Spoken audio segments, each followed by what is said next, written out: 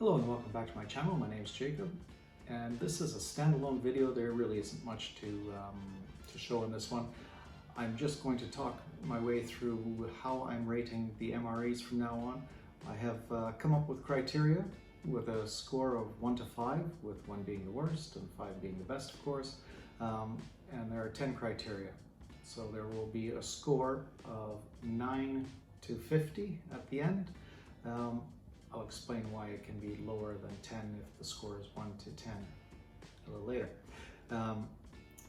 But these criteria in this video are listed in my order of most important to least important, and hopefully you will agree with this.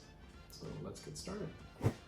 So the first criteria is waterproofing. We have, say the best waterproofing is like the American MRE, where it's a heavily rubberized bag, and it can be difficult to get into without a knife. I've found, yeah, you can work at it and get into it, but a little bit difficult.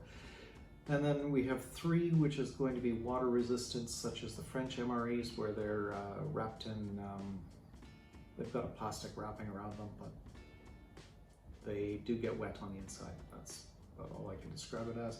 And then 1, of course, is going to be no waterproofing on the outside at all. So the contents may be okay, so if they come in tins or bags inside of a wooden box or paper box or some other form of covering that just isn't waterproof. I'm not going to include things that are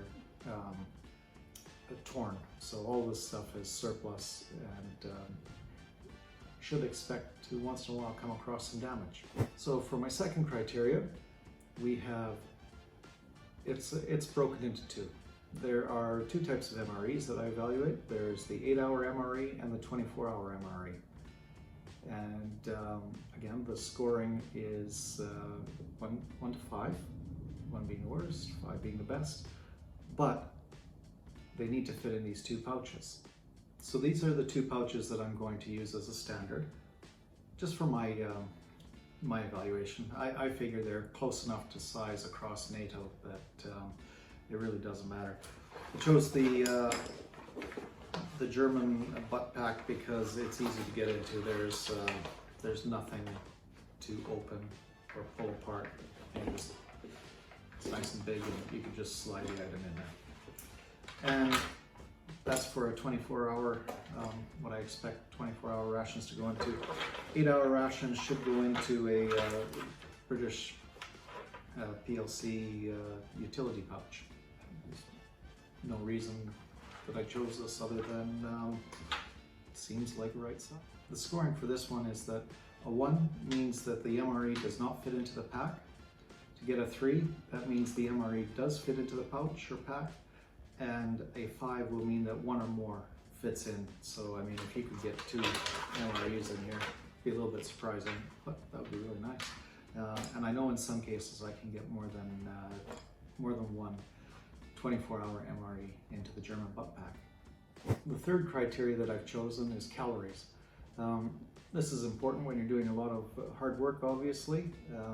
So we've got a 1 is going to be 2,000 or less calories. A 3 is about 2,500 calories. That's actually pretty good. And then we have a 5, which is 4,000, which is a tremendous day of work if you're burning 4,000 calories. I guess unless you're a bodybuilder, and then that might seem like a low number, but 4,000 is actually pretty high for most people.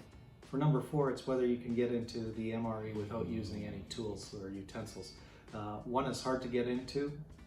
I can't think of any that are hard to get into. Maybe if you have a tinned food and you actually need a can opener, that would be hard to get into, because in an emergency you're going to need to find some way of getting in if you don't have any tools. I guess some people do just put tins on the fire and hope for them to pop open on their own. 3 is some difficulty to get into, and 5 is no difficulty, no utensils. You can just tear the bags open and get at your meal. For the 5th criteria, I've chosen the heating element. Number 1 will be if there's no heating element included in the MRE. An example is the British 24-hour MRE, where you're given separate gel tablets and an Esbit stove to cook on. but it's not actually included in the MRE. So 3 is that there's a heating element in the MRE, but there isn't enough to heat the entire MRE and have hot meals throughout 24 hours. And to get a 5 for the heating element, it's that if there's enough heating elements to heat 3 meals during the day. The 6th criteria is, does it have matches? I've actually found this to be really important over the years. For a rating of 1, there's going to be no matches. A rating of 3, there's matches, but they're not in a waterproof package.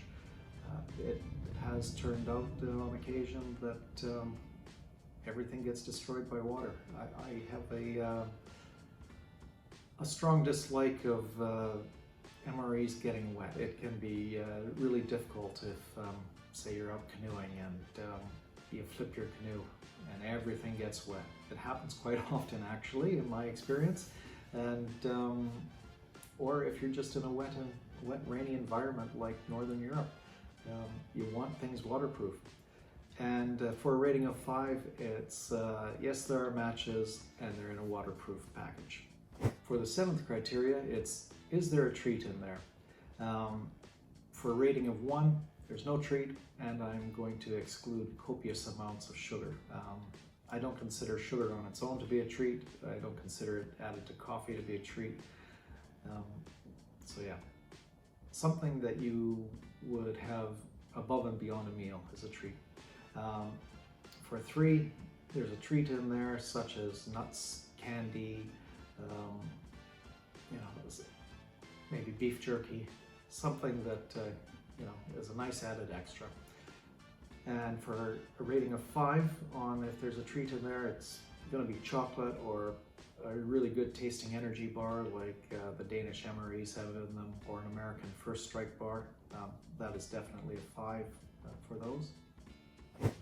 For criteria number 8, it's a subjective one. The criteria is, was it filling? For a 1, it's not filling and you want more.